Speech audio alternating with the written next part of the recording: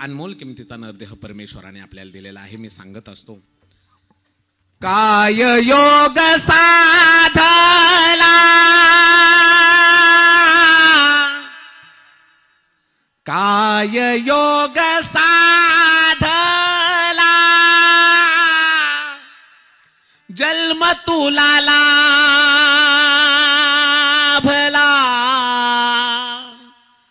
कोण देव पावला,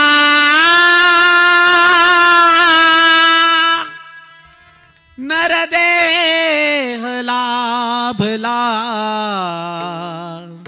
नरदेह लाभला. योगायोगाने मिळाला हो आपल्याला, आणि तोही भारत देशामध्ये मिळाला. आपल्यासारखं भाग्यवान आपणच आहे, कारण भारत देशासारखा देश नाहीये. अरे कोणत्या देशाचं काय वैशिष्ट्य असेल? ऐका ना बाबांनो, इंग्लंड देश हा लोखंड आणि कोळशासाठी प्रसिद्ध आहे. अमेरिका देश डॉलरसाठी प्रसिद्ध आहे. इटली देश शिल्पकलांसाठी प्रसिद्ध आहे. पण माझा भारत देश साधू संत देवदेवता आणि पवित्र संस्कृतीसाठी प्रसिद्ध आहे. पवित्र संस्कृतीसाठी प्रसिद्ध आहे. अशा भारत देशामध्ये आपला जन्म झालाय बाबांनो. पण हा जन्म बांधणं करायला नाही मिळाला, आयुष करायला नाही मिळाला, अरे कुणावर हसायला नाही मिळाला, कुणावर जळायला नाही मिळाला, तरी माणसं जळत राहतात. माणसाचा आजच्या जीवनामध्ये माणसाला आपल्या दुःखाने एवढं वाईट वाटत नाही, पण आपल्या शेजारच्याचं चांगलं झालं लय वाईट वाटतं. आपल्याकडे गाडी नाहीये म्हणून माणसं दुःखी नाहीयेत, पण शेजारच्याने गाडी घेतली म्हणून दुःखी आहेत. आपल्याला घर राहायला नाहीये म्हणून दुःखी नाहीयेत, शेजारच्याने घर बांधलं म्हणून दुःखी आहेत. का कुणावर जाळायचं, का कुणावर हसायचं? 50-100 वर्षाचं आयुष्य बाबांनो, परत परत हे जीवन मिळत नाही. खूप थोडकं आयुष्य आहे. याच्यासाठी हा नरदेह नाही मिळाला बाबांनो. जन्म मिळाला आहे देवाचं भजन करण्यासाठी. देव दिला देह भजना गोमटा, देह भजना गोमटा, तो या झाला फाटा बाधिकेचा. देवाने हा जन्म भजनासाठी दिलेला आहे, म्हणून सगळं सोडून भजन करावं.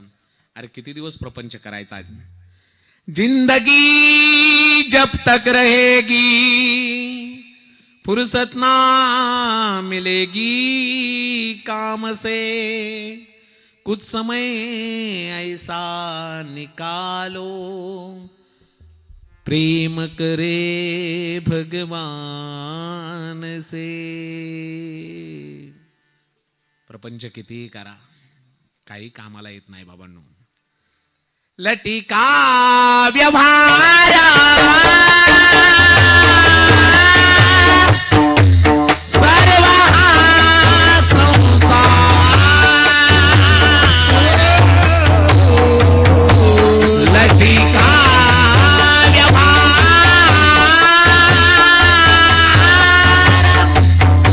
सर्व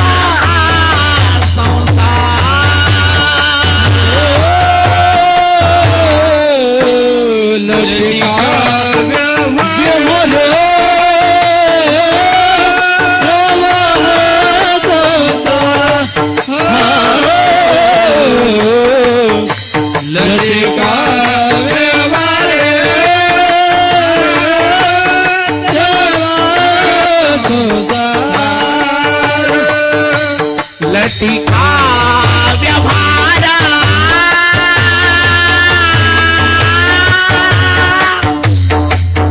सर्व संसार,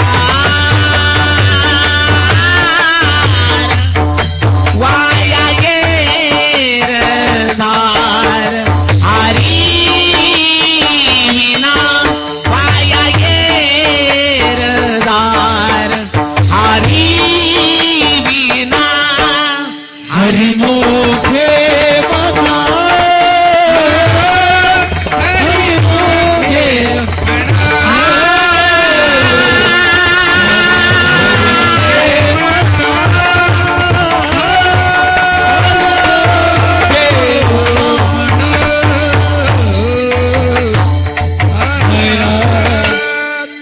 लटिका व्यवहार सर्व हा संसार, वाया येर झार हरी हरिवीन किंवा हरिवीन जन्म नरकची पै जाना यमाचा पाहुणा प्राणी होय. ऐका ना बाबांनो, खूप लांबून आलो आपण, दुरोने आलो मी गा दुःख झाले दारुण यावया येथवरी होते हेचे कारण. देशवेश नो हे माझा आलो सहज फिरत गा. ऐका ना, लांबून आलोय आणि खूप दुःख भोगून आलोय.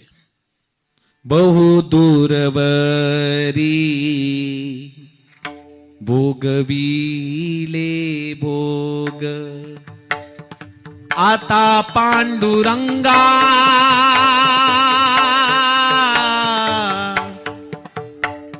सोडवावे आता पांडुरंगा सोडवावे. ऐका ना बाबांनो, खूप लांबून आलोय आपण आणि भजनासाठी अनर्देव मिळाला आहे म्हणून सगळं सोडून भजन करायला मागं पुढे पाहू नये. शास्त्र सांगतं शतम विहाय भोक्तव्यम सहस्रम सानमाचरेत लक्षम विहाय दातव्यम कोटीम त्यक्ता हरिम भजेत. ऐका ना बाबांनो, 100 कामं सोडून माणसाने जेवण करावं. पोरांनो इकडे लक्ष द्या, तुम्हाला विचार नाही. 100 कामं सोडून माणसाने जेवण करावं, 1000 कामं सोडून माणसाने आंघोळ करावी, 1,00,000 कामं सोडून माणसाने दान द्यावं आणि कोटीम त्यक्ता हरिम भजेत. कोट्यादी कामं सोडून माणसाने देवाचं भजन करावं. पोरांनो परत परत ऐक, इकडे लक्ष द्या. हा, विक्षेप करू नका कोणी. ऐका, हा, 100 कामं सोडून माणसाने जेवण करावं, 1000 कामं सोडून माणसाने आंघोळ करावी, 1,00,000 कामं सोडून माणसाने दान द्यावं, कोटी कामं सोडून माणसाने देवाचं भजन करावं. मला सांगसाल आता पोरांनो? हा, 100 कामं सोडून माणसाने काय करावं? वा. 1000 कामं सोडून माणसाने काय करावी? अरे 1,00,000 कामं सोडून माणसाने काय द्यावं? आणि कोट्यादी कामं सोडून माणसाने काय करावं? वा वा, टाळ्या वाजवा या बाळांचं.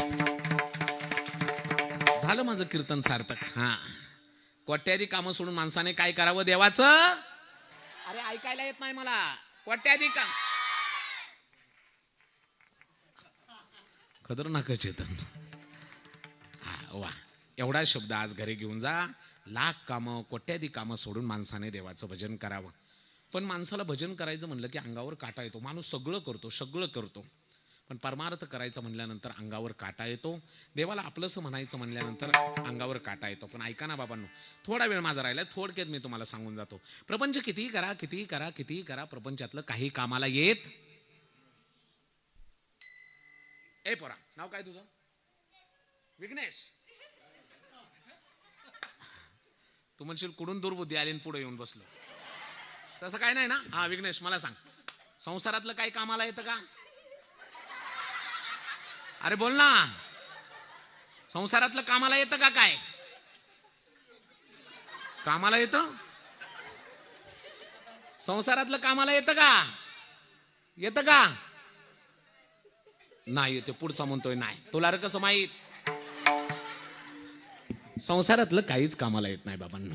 किती करा आणि परमार्थातलं काही वाया जात नाही. विठाला विठाला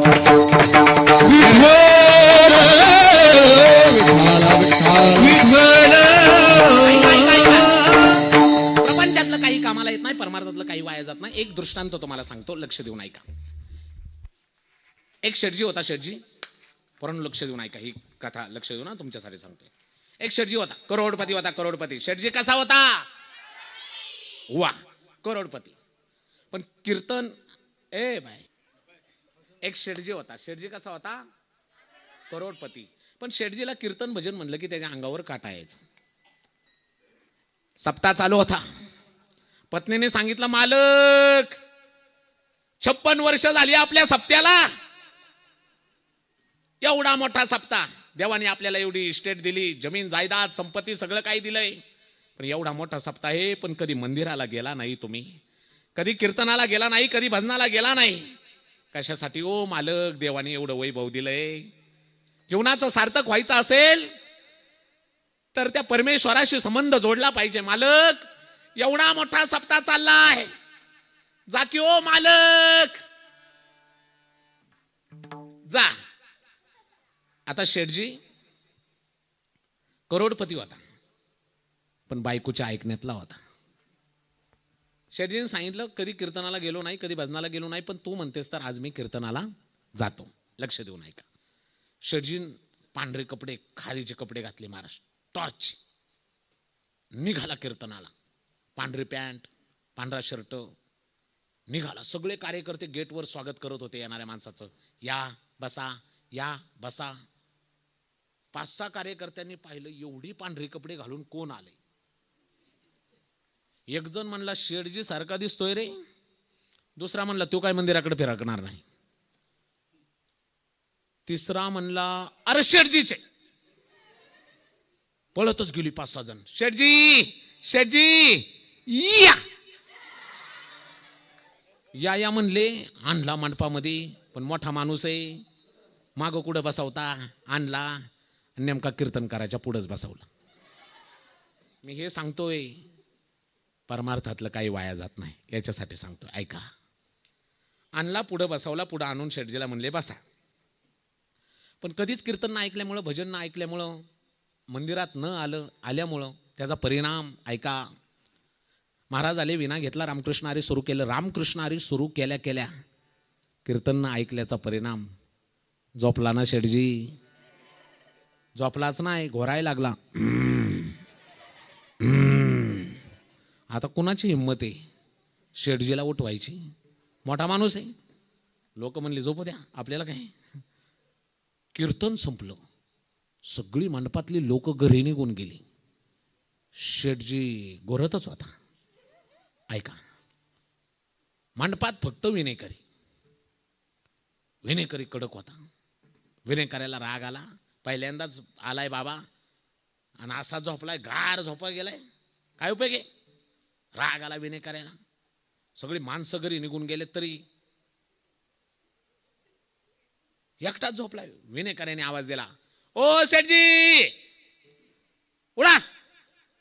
आणि मग शेठजी उठलाय. पाहतोय तो मंडपात माणूसच नाही. कुठं गेली माणसं? संपलं कीर्तन शेठजी, तुम्ही झोपलाय गार. काय रे बाबा, घरी 2-2 गोळ्या खाऊन झोपा लागत नाहीत, पण काय महाराजाचं कीर्तन आहे, लगेच गार झोप. आता विनेकरी म्हणला, काय बोलता मोठ्या माणसाला. राग मनातून येत होता, पहिल्यांदा येऊन झोपलाय. पक्क परमार्थिक विनेकरी होता. विनेकरीने सांगितलं, जा जा. म्हणल्यानंतर शेठजी घरी आला, पण शेठजीची बायको पत्नी झोपली नव्हती. मनामध्ये विचार करत होती, पहिल्यांदाच बाबा कीर्तनाला गेलाय, कोणतं उदाहरण ऐकतोय, कोणता मंत्र घेतोय हे विचारायला जागी होती. शेठजी आल्या आल्या बायकोने सांगितलं, मालक सगळं बाजूला राहू द्या, मला अगोदर सांगा आज कीर्तनामध्ये काय ऐकलं. काय ग, गेल्या गेल्या इतकी गार झोप लागली, घरी 2-2 गोळ्या खाऊन झोप लागत नाही, पण कीर्तनात गेलो गार झोपलो. मालक असं कसं होईल हो, सगळे 2 तास तुम्ही झोपणार आहे का? काहीतरी एखादा तरी शब्द तुम्ही ऐकला असेल की हो, कीर्तनातलं, परमार्थातलं, देवाच्या मार्गातलं काही वाया जात नाही. मालक एखादा तरी शब्द ऐकला असेल ना हो, सांगा ना हो, सांगा ना हो. काय सांगू तुला, कीर्तन झाल्यावर विनेकऱ्याने 15 मिनिटांनी उठवलं. मला काहीच आठवत नाही, गेल्या गेल्या झोपलो ती, कीर्तन झाल्यावर 15 मिनिटांनी उठलो. आता मला काय विचारू नको. मालक असं नका बोलू, सगळा वेळ कसं झोपसाल तुम्ही. त्या मंडपातला, त्या परिसरातला एखादा तरी शब्द ऐकला असाल ना हो, विचारण्यासाठी जागी हो. मालक नका हो असं बोलू, काहीतरी ऐकलं असेल ना हो, काहीतरी ऐकलं असेल. शेठजीने सांगितलं, मी काहीच ऐकलं नाही, मला काहीच आठवत नाही. हा मला एक आठवतंय, मी गेल्या गेल्या 5-6 कार्यकर्ते माझ्याकडे पळत आले आणि मला म्हणले या. मला पुढं न्याला, पुढं नेऊन मला म्हणले बसा. आणि जाताना विनेकरी म्हणला जा. मला 3 शब्द आठवतात, या, बसा, जा. पोरांनो कोणते कोणते?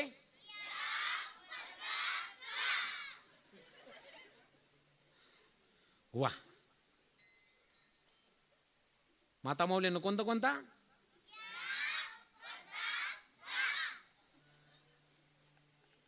पोरं बाकी पोरच मिळाले बरं का.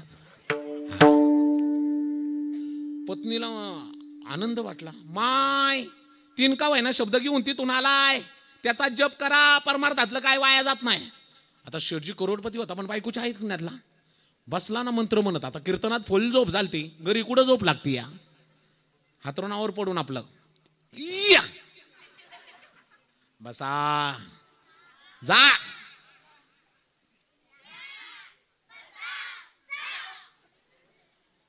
शेठजीचा मंत्र चालू रात्रीच्या 2 वाजेपर्यंत.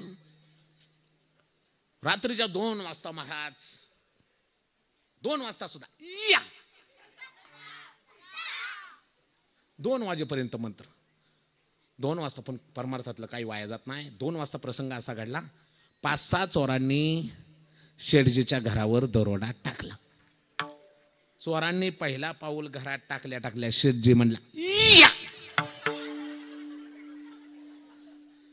चोर म्हणले आलेलं पाहिले काय जुनं, ए खाली बसा खाली बसा खाली बसा. सगळे चोर खाली बसले. तेवढ्यात शेठजीने पुढचा शब्द म्हणला बसा. चोर म्हणले आलेलं पाहिले बसलेलं पाहिले, आता काय खरं नाही, पळा पळा पळा पळा. चोर पळायला लागले तसं शेठजी मोठ्याने 2 वाजलेले वैतागून म्हणलं जा. चोर म्हणले एवढ्या मोठ्याने जा म्हणतोय म्हणजे आपल्याला शेठजीने बघितलंय आणि उद्या काय आपलं खरं नाही, चला रात्रीत मॅनेज करू, मोठा माणूस आहे आपलं जगणं मुश्किल. सगळी चोरं परत आली. चुकलं हो शेठजी, तुमच्या घरी चोरी करायला नव्हतं यायला पाहिजे. शेठजी म्हणला म्हणजे चोरी करायला आलता काय, ते चुकलं हो शेठजी, तुमच्या घरी चोरी करायला नव्हतं यायला पाहिजे, खूप मोठी चूक झाली, पुन्हा तुमच्या नादी लागणार नाही, एक वेळेला माफ करा, आमचं जगणं मुश्किल होईल. हवं तर शेठजी या बघा काल एका ठिकाणी चोरी केली होती, ते गाठोडं बरोबरच आहे, ते तुम्हाला ठेवा, पण आमचं नाव कुणाला सांगू नका. शेठजी म्हणला गाठोडं इकडे द्या. गाठोडं घेतलं. चोरानं सांगितलं जा तुमचं नाव कोणाला सांगत नाही. गाठोडं घेऊन ऐका पत्नीच्या जवळ आला. ए उठ बघ या गाठोड्यामध्ये काय आहे. पत्नीने गाठोडं सोडलं. ऐका माता मावल्यांनो, सगळं गाठोडं प्युअर सोन्याने भरलं होतं.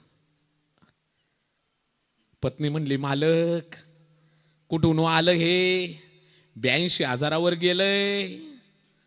शेठजी म्हणला हे आजच्या कीर्तनाचं फळ आहे. आजच्या कीर्तनाचं फळ. अगं तू मला त्या कीर्तनातल्या 3 शब्दाचा जप करायला लावलास. या बसा जा. मी म्हणत बसलो, चोर आले, मी म्हटलं या. चोर बसले, मी म्हटलं बसा. चोर जायला लागले, मी म्हटलं जा. त्यांना वाटलं पाहिलं, ते म्हणले गाठोडं ठेवा, पण आमचं नाव कोणाला सांगू नका. बघ तू सांगितलेल्या कीर्तनाचा 3 शब्दाचा जप केला तर देवाने एवढं मोठं गाठोडं पाठवलं. पत्नीच्या डोळ्यामध्ये अश्रूच्या धारा आल्या. मालक जीवनात कधीच कीर्तनाला गेला नाही, भजनाला गेला नाही, कधी मंदिरात गेला नाही, पहिल्यांदा कीर्तनाला गेलात, तिथं जाऊन झोपलात, तिथले व्यवहारातले निरुपयोगी 3 शब्द घरी घेऊन आलात, तर परमेश्वराने एवढं मोठं सोन्याचं गाठोडं पाठवलं. मालक ऐका ना, मालक ऐका ना. यथा कदाचित त्याच कीर्तनात बसून न झोपता जर संपूर्ण कीर्तन ऐकलं असतं तर जगाचा मालक पांडुरंग परमात्मा भेटला असता. पांडुरंग परमात्मा भेटला असता. पांडुरंग परमात्मा भेटला असता. प्रपंचातलं काही कामाला येत नाही, परमार्थातलं काहीच करा